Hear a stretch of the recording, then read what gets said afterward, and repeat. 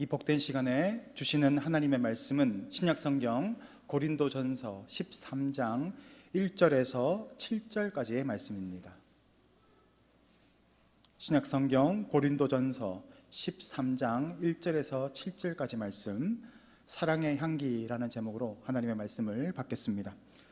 고린도전서 13장 1절에서 7절까지 말씀을 한 절씩 교독하시겠습니다.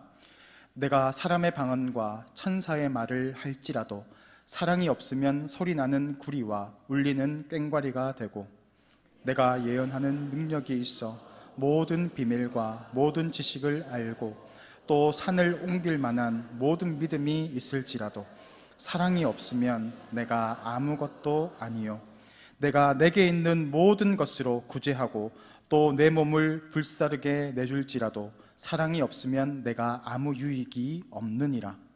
사랑은 오래 참고, 사랑은 온유하며 시기하지 아니하며, 사랑은 자랑하지 아니하며 교만하지 아니하며 무례히 행하지 아니하며 자기의 유익을 구하지 아니하며 성내지 아니하며 악한 것을 생각하지 아니하며 불의를 기뻐하지 아니하며 진리와 함께 기뻐하고. 다 같이 읽습니다. 모든 것을 참으며 모든 것을 믿으며 모든 것을 바라며 모든 것을 견디느니라. 아멘. 오늘 우리가 잘 알고 있는 고린도전서 13장은 일명 사랑장이라고 부르는 장입니다. 그리스도인을 여러 가지로 부릅니다. 그리스도인을 그리스도의 편지다, 또 그리스도의 향기다라고 우리를 지칭하기도 합니다. 오늘 사랑의 향기라는 제목으로 말씀을 나눌 텐데, 저는 향기를 묵상하다가 과거에 학창시절에 한 일이 떠올랐습니다. 저는 학창시절에 문학소년이었습니다. 예술을 사랑하는 소년이었습니다. 그래서 주말이 되면 책방이나 음반 가게에 가서 음반을 사거나 악보를 사거나 또 책을 사는 것을 참 좋아했습니다. 그날도 주말이 되어서 책방에 가서 그 책을 고르고 있었을 때 문이 열리면서 한 소녀가 들어왔습니다. 긴 머리 생머리에 바람을 휘날리면서 들어왔습니다. 그런데 샴푸 향기가 나는 거죠. 참 향기가 좋다. 그리고 그 소녀를 보려고 했는데 책을 하나 고르더니 그 자리에서 바로 가는 겁니다. 그게 끝입니다. 그리고 밖에 기다리고 있던 아버지 차를 타고 그냥 갔습니다. 제가 향기를 묵상하고 있었을 때 왜 그 사건이 떠올랐을까요? 향기라는 것은 우리에게 여러 가지 반응을 일으키게 한다고 합니다. 향기는 우리의 감정을 불러일으킵니다. 그래서 좋은 감정, 나쁜 감정을 반응을 일으키게도 합니다. 두 번째로는 예전의 기억을 생생하게 떠올리는 아주 중요한 매개체가 된다고 합니다. 그러니까 제가 그런 거죠. 그 샴푸 향기, 그 향기가 아직도 명확하게 생각이 나는 것은 그것 때문인 것 같습니다. 그 소녀의 얼굴도 기억도 안 나고 아무것도 기억이 안 나지만 그 상황은 너무나 정확하게 기억이 나는 것은 바로 이 향기라는 것이 우리의 기억력을 자극하기 때문입니다. 우리가 어릴 때 밥을 하면 나무를 떼지 않습니까? 저만 그런가요? 나무를 떼면 그 나무 타는 냄새가 납니다. 시골에 가면 그 나무 타는 냄새가 나면 예전에 어릴 적 생각이 또렷하게 나는 것을 경험하셨을 겁니다. 이렇게 향기는 우리의 기억을 떠오르게도 합니다. 마지막으로는 이 향기가 우리의 행동에 반응을 일으키기도 한다라는 겁니다. 그래서 그 향기 때문에 내가 반응하고 행동하게 된다라는 거죠. 단순히 향기가 그치는 것이 아니라 이런 반응들을 이끌어내는 것입니다. 오늘 우리가 말씀을 전하면서 소설 하나를 소개하고 싶습니다. 향수라는 소설입니다. 이 소설은 이 소설의 내용은 이렇습니다. 한 아이가 부모에게 버려졌습니다. 갓난 아기였습니다. 프랑스의 그 파리의 뒷골목에 버려진 이 아이가 심하게 웁니다. 지나가던 한 부부가 그 아이를 발견하고 데려가서 키우게 됩니다. 그렇게 키우다가 부모는 이 아이가 갑자기 꺼림칙해지는 겁니다. 왜냐하면 이 아이에게는 향기가 나지 않았습니다. 취취가 없는 겁니다. 그러니까 정도 가지 않고 깨림칙한 거죠. 그래서 그 부모들은, 양부모는 다시 그 아이를 길바닥에 버립니다. 그렇게 이 아이는 불행한 인생을 살아갑니다. 힘든 인생을 살아갑니다. 그런데 다행히도 이 아이에게는 특별한 능력이 하나 있습니다. 바로 향기를 기억하는 겁니다. 그 향기를 정확하게 알아내는 거지요. 그래서 이 소녀는 자신의 그 특기를 살려서 향수 공장에 들어가게 됩니다. 그리고 자신이 맡았던 그 향기의 냄새의 비율을 정확하게 알게 되니까 향수를 만들어낼 수 있는 겁니다. 그리고 자기가 생각하는 향기도 만들어낼 수 있게 된 거죠. 그러니까 사람들이 몰려들기 시작합니다. 장사가 잘 되고 이 아이는 돈을 많이 벌게 됩니다. 여기에 끝나면 참 아름다운 얘기가 되겠지만 여기에서 끝나는 것이 아니라 이 사람은 한 가지 더 향기를 만들고 싶어 합니다. 자신에게는 냄새가 나지 않기 때문에 사람들이 그에게 다가오지 않았습니다. 그는 그렇게 생각합니다. 나에게 채취가 없기 때문에 사람들이 나에게 관심이 없을 것이다 라고 생각을 하면서 누군가의 채취를 만들어내면 어떨까, 그러면서 이렇게 둘러보니까 한 소녀가 눈에 띄는 겁니다. 저 소녀의 채취를 내가 만들어 봐야 되겠다. 그리고 이 사람은 그 소녀를 살해합니다. 그리고 향수 만드는 그 기계에다가 이 아이를 넣습니다. 병 하나에 이 소녀의 향기를 만들어냅니다. 이 소녀는 사랑을 많이 받는 소년이었습니다. 그래서 그 향기를 만들어서 자신의 몸에 뿌리게 됩니다. 소녀의 채취가 이 사나이의 몸에 입혀지게 된 거죠. 어떻게 됐을까요? 자신의 생각처럼 사람들이 그에게 말을 걸기 시작합니다. 그에게 관심을 가지기 시작합니다. 사랑을 많이 받게 되는 겁니다. 그러면서 이 사람은 더 많은 사람의 채취를 얻으려고 합니다. 힘 있는 사람, 용기가 있는 사람, 권력이 있는 사람, 그런 사람들을 채취를 얻기 위해서 살인을 하고 그렇게 향기를 뽑아낸다라는 소설입니다. 오늘 이러한 일들이 과연 일어나지는 않을 겁니다. 그것은 소설이기 때문입니다. 그렇지만 오늘 이 우리가 읽었던 사랑장의 향기를 이해하는 데 있어서 이따가 도움이 될 것입니다. 예전에 그런 것들이 있었습니다. 정의 내리기라는 것들이 유행할 때가 있었습니다. 예를 들어서 이런 거죠. 배려란 하면 거기에 대한 정의를 내리는 것입니다.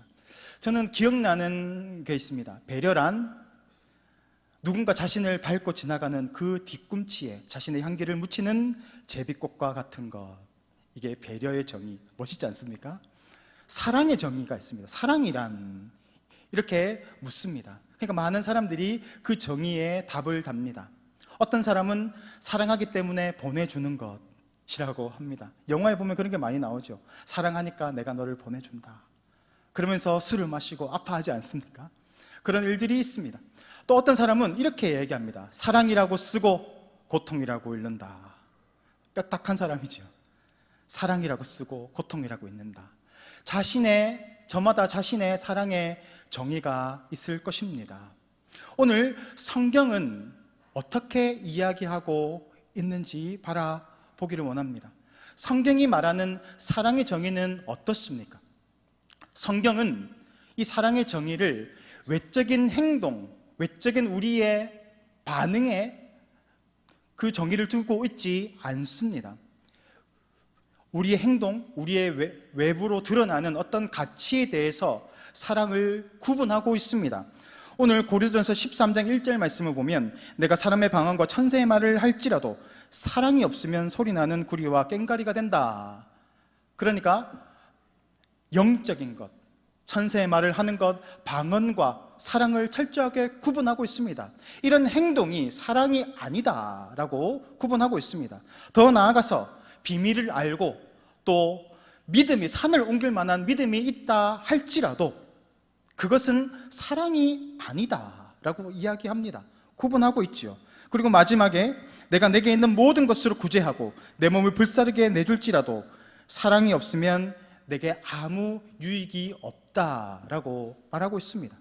바로 헌신하고 구제하는 그 모든 행위 자체도 사랑과 철저하게 구분하고 있다라는 겁니다.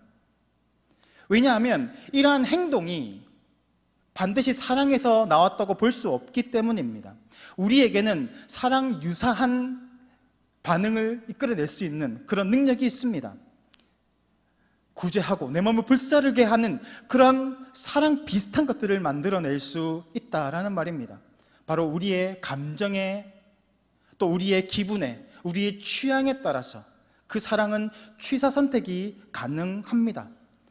언제나 기다려주지 못하고 언제나 똑같은 그런 사랑을 유지하지 못하는 우리 속에 있는 사랑이 있습니다. 오늘 성경은 우리 속에서 샘솟고 있는 그런 인간적인 사랑을 사랑이라고 이야기하지 않습니다. 진실한 사랑이 있습니다. 그것이 무엇이겠습니까? 디즈니 만화 중에 미녀와 야수라는 명작 만화가 있습니다. 그 내용은 그렇습니다. 한 왕자가 저주를 받아서 야수가 됩니다. 그는 얼굴이 흉측해지고 무서운 얼굴을 가지게 됩니다. 그런데 이 저주를 풀기 위해서는 진실한 사랑을 받아야 그 저주가 풀어진다라는 겁니다. 그런데 아무도 그 야수를 바라보면서 사랑하지 않습니다. 오히려 다가가면 뒤로 한 걸음 물러섭니다. 왜냐하면 너무 무섭게 생겼으니까요. 아무도 이 야수를 사랑하지 않았습니다. 그는 그렇게 저주로 인해서 평생을 그렇게 살아야 하는 운명으로 지내고 있습니다. 그때 한 미녀가 나타납니다. 얼굴도 예쁜데 이 여인을 통해서 사랑이 회복이 됩니다. 처음에 그 여인도 야수의 얼굴을 바라보면서 무서워했습니다. 뒷걸음질 쳤습니다. 그렇지만 야수의 마음속에 있는 따뜻한 사랑을, 따뜻한 마음씨를 바라보고 사랑을 느끼게 되는 거지요. 그 진실한 사랑을 통해서 야수는 저주가 풀리게 되고 아름답게 둘이 행복하게 살았다라는 디즈니의 만화가 있습니다. 오늘 성경도 그렇게 이야기하고 있습니다. 외부적인 행동이나 외부적인 모습이 사랑이 아니라 진실한 사랑이 있다라는 겁니다. 내적인 가치가 있다라는 것이죠. 4절 말씀을 보면 이렇습니다. 사랑은 오래 참는다. 사랑은 온유하고 시기하지 아니하며 사랑은 자랑하지 아니하며 교만하지 아니한다 라고 합니다. 내면의 가치를 두고 있는 것입니다. 특정한 행동이 아니라 내면의 가치, 거기에 사랑의 정의를 두고 있습니다. 그렇다면 어떻게 하면 이런 진실한 사랑을 우리가 소유할 수 있을까요? 어떻게 하면 그 사랑을 통해서 영혼들을 살리고 회복시키는 그런 놀라운 인생으로 살아갈 수 있을까요? 사실 그것은 불가능한 일입니다. 우리에게서 나오는 사랑이 아니기 때문입니다. 우리에게 나타나는 그 사랑으로는 사람을 살릴 수 없습니다. 사랑을 변화시킬 수도 없습니다. 왜냐하면 우리의 사랑은 이미 오염되어 있기 때문입니다. 고린도전서에 나오는 이 13장에 나오는 이 사랑은 우리에게 나온 사랑이 아닙니다. 오늘 이 13장이 나오기 위한 구절이 있습니다. 바로 12장의 은사장입니다. 그리고 그 은사장을 이야기하면서 가장 큰 은사가 있다라고 하면서 오늘 13장의 이야기를 이어가고 있는 거죠. 고린도전서 12장 31절 말씀을 보면 이렇게 나옵니다. 은사를 사모하라 라고 나와 있습니다. 은사를 사모한다. 그것은 어떤 의미일까요? 우리말 성경을 보면 하나님의 은혜의 선물을 간절히 구하라 라는 겁니다. 이 은사는 하나님의 선물입니다. 이 사랑의 은사 역시도 우리에게서 나오는 사랑이 아니라 하나님께로부터 공급받아서 나아가는 그런 선물입니다. 그 선물을 간절히 구하여야 할 것이다 라고 하면서 오늘 이 사랑을 우리에게 소개시켜주고 있는 것입니다.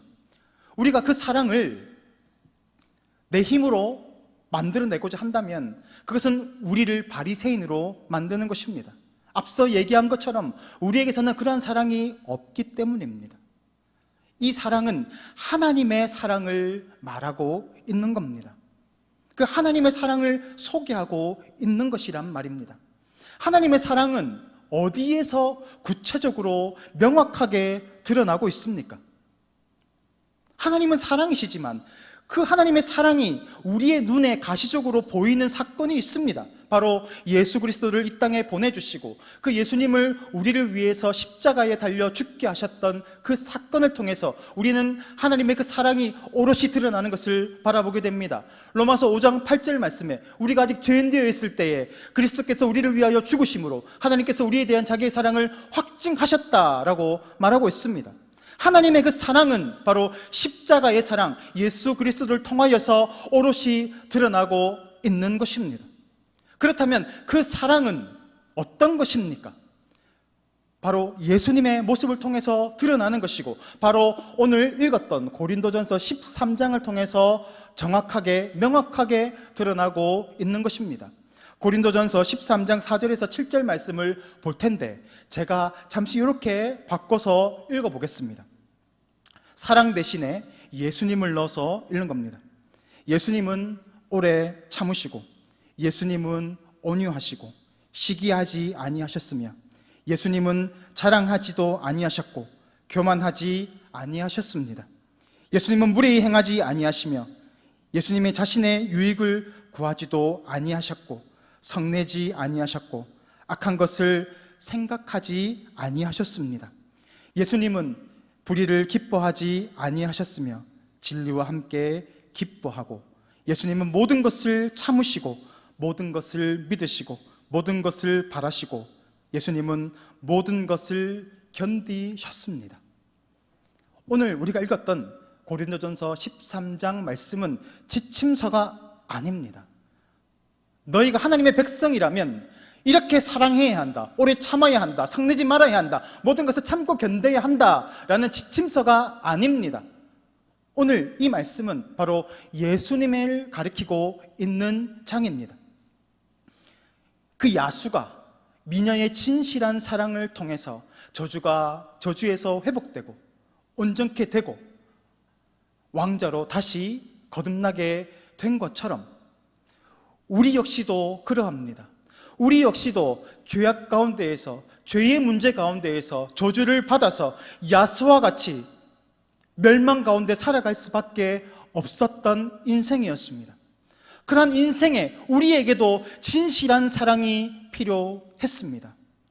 그래서 예수님께서 그 진실한 사랑을 이루기 위해서 하나님은 그 예수님을 우리 가운데 보내주십니다. 그런데 그 예수님은 미녀의 모습으로 오신 것이 아니라 우리와 똑같은 야수의 모습으로 이 땅 가운데 임재하셨습니다. 왜냐하면 우리가 걸려있는 이 죄악의 저주는 미녀와 같은 그런 인간적인 사랑으로는 풀어낼 수 없기 때문에 예수님 자신이 우리와 같은 야수와 같은 저주받은 인생의 모습으로 찾아오셔서 우리의 모든 죄악의 짐을 대신 짊어지시고 십자가에서 죽으셔야 했던 것입니다. 예수님은 우리의 모든 죄를 짊어지시고 십자가에서 죽으셨습니다. 진실한 사랑은 이것입니다.